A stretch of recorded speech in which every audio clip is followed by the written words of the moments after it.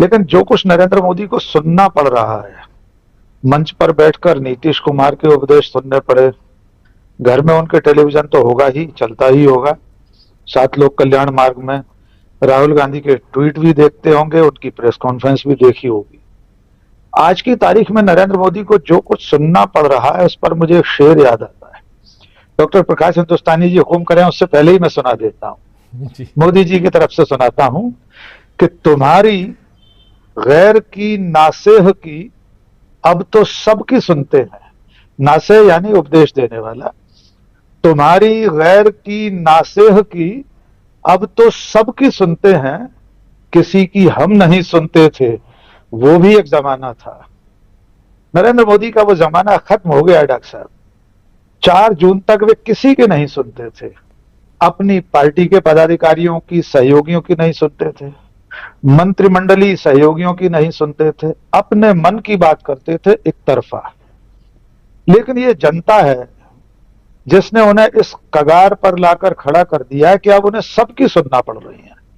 उन्हें डॉक्टर राजीव रंजन की भी सुनना पड़ रही है, और इस पैनल में जितने लोग बैठे हैं वे भी कुछ ना कुछ रोज सुना ही देते हैं।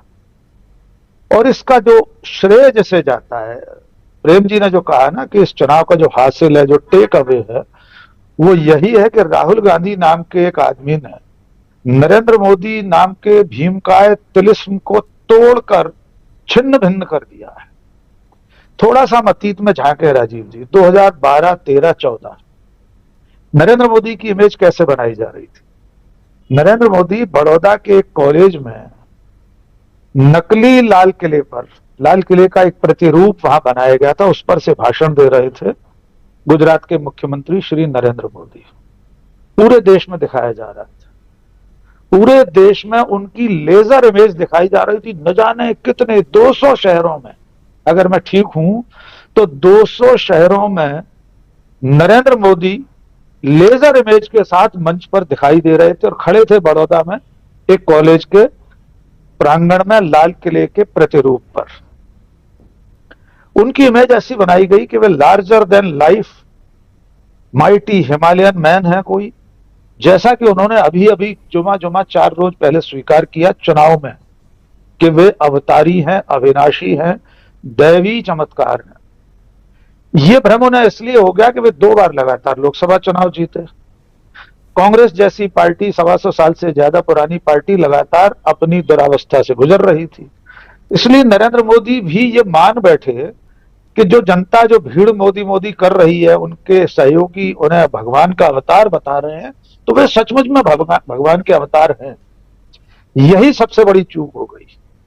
मोदी जी को भ्रम हो गया कि वे सचमुच में अविनाशी हैं और अवतार हैं, और सामने राहुल गांधी नाम का एक साधारण मनुष्य था जिसने उनके तिलिस्म को, उनके जादू को तोड़ने के लिए क्या किया, उसे मैं थोड़ा सा आम बोलचाल की भाषा में एकदम देशज उदाहरण के साथ बताना चाहता हूं। एक मोहल्ले में एक पेड़ है जिस पर लोग, मोहल्ले वाले कहते हैं कि यहां पर कोई भूत रहता है, कोई हौवा रहता है।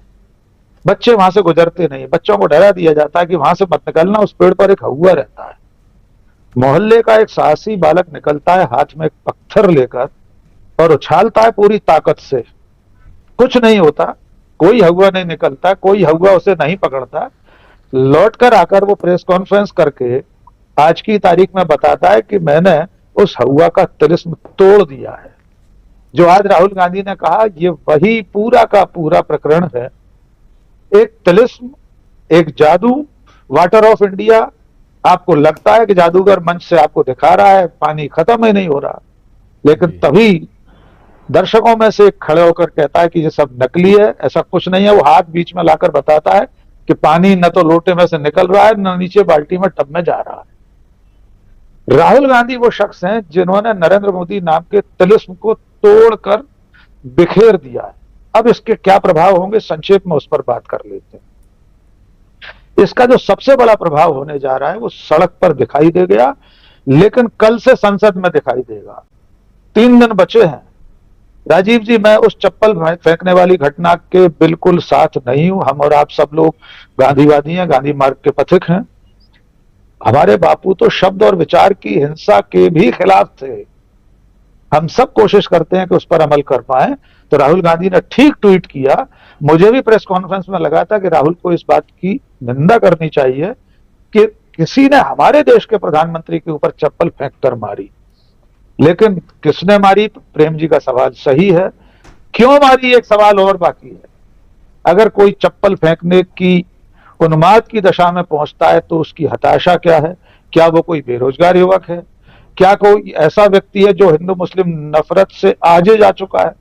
ये सारे सवाल तब सामने आएंगे जब वो पकड़ा जाएगा जिसने चप्पल फेंकी थी। मैं जिस तरफ ले जाना चाहता हूं इस विमर्श को वो ये है कि कल जब संसद शुरू होगी तो यही राहुल गांधी आज सैकड़ों पत्रकारों के सामने जो कुछ कह रहे हैं वे कल सामने ट्रेजरी बेंच पर बैठे हुए नरेंद्र मोदी के सामने भी ऐसी ही बातों को दोहराएंगे। तब नरेंद्र मोदी कसमसा कर रह जाएंगे। हो सकता है वे 30-32 इंच वाले मुहावरे का जिक्र न करें, ये भी हो सकता है वे किसी दिन ये कह दें जो मैं पिछले 15 दिनों से कहता आ रहा हूं कि वो 56 इंच की छाती में बीच में 5 और 6 के बीच में दशमलव का चिन्ह लग गया है। 5.6 इंच की छाती रह गई है जनता के फैसले के चलते जी। तो कुल मिलाकर नरेंद्र मोदी का डर खत्म होना इस चुनाव में लोकतंत्र के लिए एक शुभ संकेत है। किसी का भी डर क्यों होना चाहिए? न राहुल गांधी का होना चाहिए, न मल्लिकार्जुन खड़गे का, न मीडिया का, न तंत्र का।